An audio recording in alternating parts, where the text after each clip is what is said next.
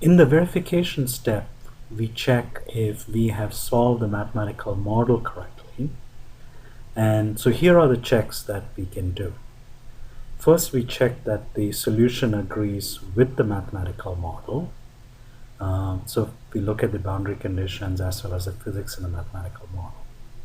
So first, let's check if the boundary conditions on displacement and traction are satisfied. So if I go to my ANSYS model, we already checked that the displacements at the 3 holes are 0.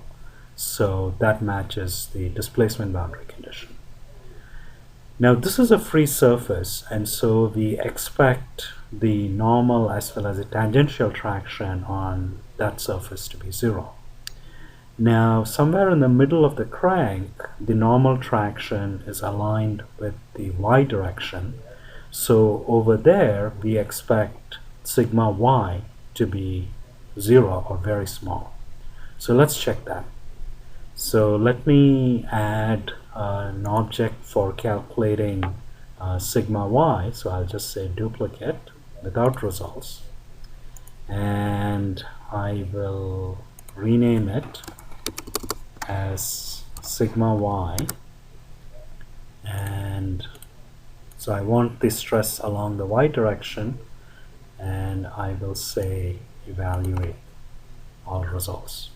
So it'll do the post-processing and get sigma y, and let me look along z, and let me go over here and use probe, and you can see that somewhere in the middle it's very small, and as I move away it still stays small, but it increases because now the normal traction direction is not aligned with y.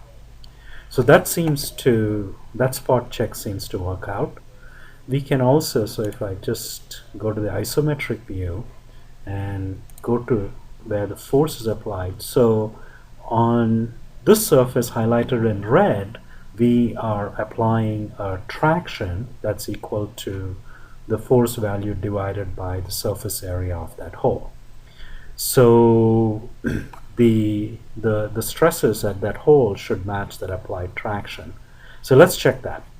So let me look along minus z, and let me go in here, and over here the traction, the normal traction is basically that force divided by the area of that surface, and that should match sigma y.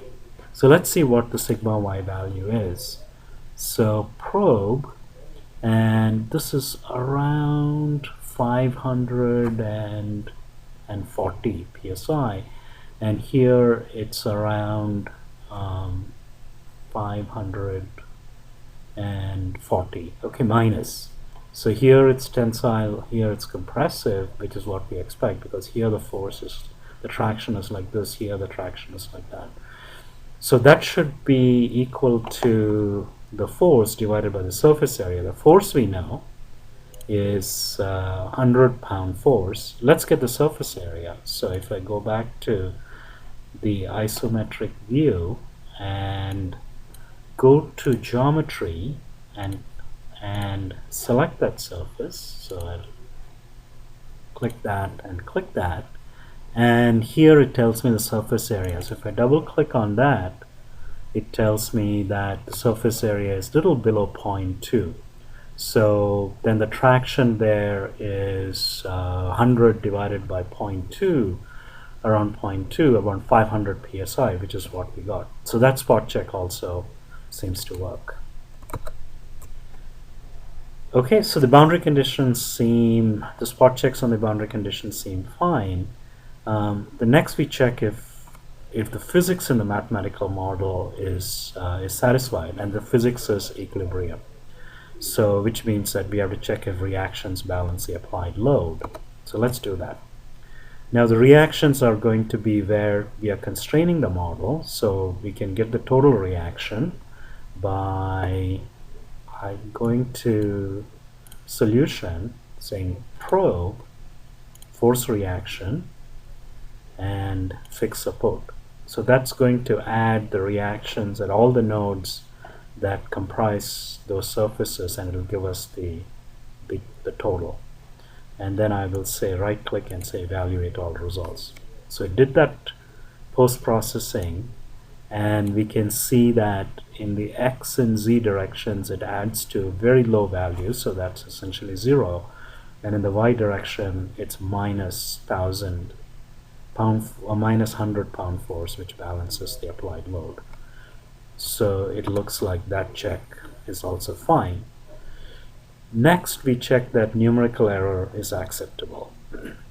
That is, the numerical solution strategy has introduced an error that is acceptable, and one way to do that is the major error is a discretization error, so we can check if the results are independent of the mesh. So one could just go in and change the sizing over here, change that to 0.1 and change that to 0.05 maybe, and then check how the stresses change, particularly so one could check how the stress along that line changes on as the mesh is refined.